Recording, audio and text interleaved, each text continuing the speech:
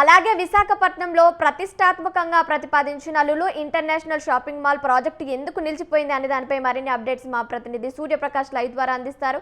సూర్యప్రకాష్ చెప్పండి. కావ్య, ఏదైతే విశాఖపట్నంలో లూలు మాల్ వస్తుందని చెప్పేసి అయితే నిత్యం కూడా 2018 నుండి కూడా అది ఒక అందరిని ద్రాక్ష విధంగానే మారింది చెప్పుకోవచ్చు. ఏదైతే ఏపీఐఏసీసీ భూములకు సంబంధించి ఆ బీచ్ రోడ్డుకి అయితే చేరువులు దాదాపు 1 కిలోమీటర్ మేర కూడా అంత దూరం కూడా ఉండదు.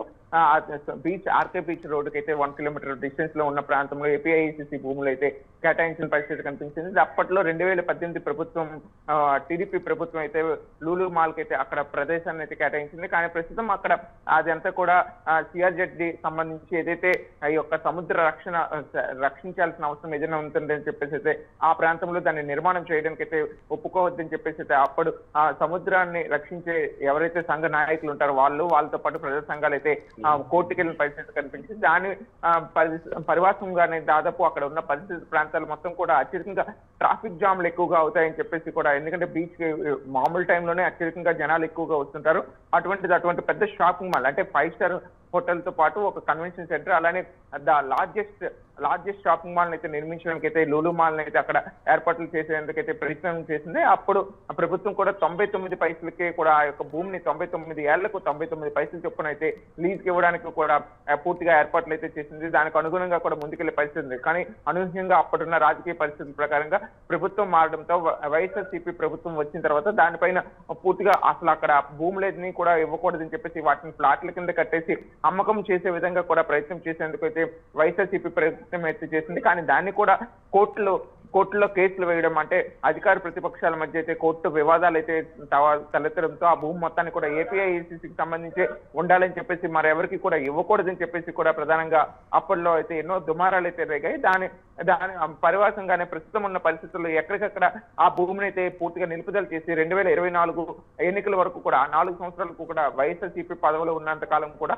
ఆ భూములు ఎవరికి కేటాయించకుండా అయితే పూర్తిగా అక్కడ వదిలేయడం అయితే జరిగింది. అదంతా కూడా ఏపీఐఏసీకి సంబంధించి ఏవైతే నిర్మాణాత్మకంగా పారిశ్రామికంగా అభివృద్ధి ఉపాధి కల్పన కల్పించడానికే ఇటువంటి ఈ విధంగా లూలు మాల్కి అయితే మేము ఇచ్చామని చెప్పేసి అయితే టీడీపీ ప్రభుత్వం అయితే దానికి సంబంధించి ముందుకెళ్లే ప్రయత్నం అయితే చేస్తుంది.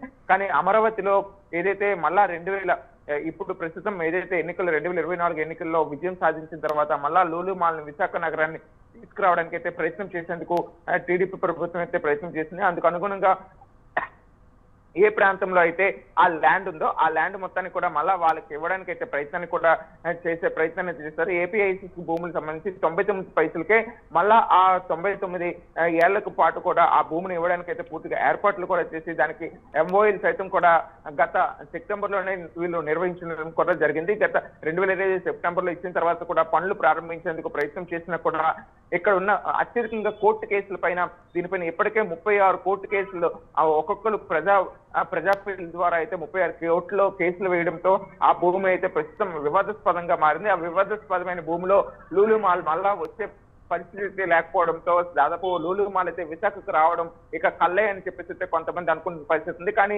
కూటమి ప్రభుత్వం దీనిపైన నిరంతర పోరాటం చేస్తూ కూడా ప్రభుత్వం తరపు నుండి కూడా అక్కడ కోర్టులో వాదనలు కూడా వినిపిస్తున్న పరిస్థితి కనిపించడంతో దాదాపు లూలు మాల్ వచ్చే అవకాశం ఉంటుందా అని చెప్పేసి అయితే మరోవైపు అయితే మరో వర్గం అయితే చెప్తున్న పరిస్థితి కనిపిస్తుంది. ఇదంతా ఒకటైతే ఈ ఏపీఐఏసీసీ చైర్మన్ ఎవరైతే ఉన్నారో అతన్ని ప్రశ్నించగా అతను చెప్పే వెర్షన్ ఏంటంటే ఈ భూమి ఇంతవరకు కూడా ఎవరికి కేటాయించలేదు, ఏపీఐఏసీసీ భూములు ప్రభుత్వం అండర్లోనే ఉన్నాయి, ఇవి ఓన్లీ ప్రభుత్వానికి సంబంధించిన పారిశ్రామికంగా ఎవరైతే పెడతారో వాళ్ళకి మాత్రమే ఇస్తామని చెప్పేసి కూడా ఏపీఐసీసీ చైర్మన్ అయితే తెలియజేసిన పరిస్థితి ఉంది. ఇదంతా ఒకటైతే ఈ భూములు ఏవైతే ఉన్నాయో వీటి వల్ల ఉపాధి హామీ అయితే ఉపాధి కూడా అత్యధికంగా పెరుగుతుందని చెప్పేసి ఎంతో మందికి లక్షలాది మందికి అయితే ఉపాధి కలుగుతుందని చెప్పేసి లూలు మాల్ రావడంతో ఐకాన్ గా కూడా విశాఖ నగరం మారుతుందని చెప్పేసి కూడా ప్రధానంగా వాళ్ళైతే కూటమి ప్రభుత్వం అయితే ఆరోపిస్తున్న వాళ్ళు తెలియజేసిన పరిస్థితి ఉంది. కానీ ఇదంతా ఒకటైతే ఏదైతే ఈ లూలు మాల్ వచ్చిన తర్వాత విశాఖపట్నంలో ఆర్కే బీచ్ పరిసర ప్రాంతాలు ఏవైతే ఉంటాయో ఆ ప్రాంతం మొత్తం కూడా ఒక్కసారిగా మరింత ట్రాఫిక్ జామ్ అయ్యి మరింత ప్రజలకు ఇబ్బంది కలిగే విధంగా ఉంటుందని చెప్పేసి మరో వర్గం తెలియజేయడంతో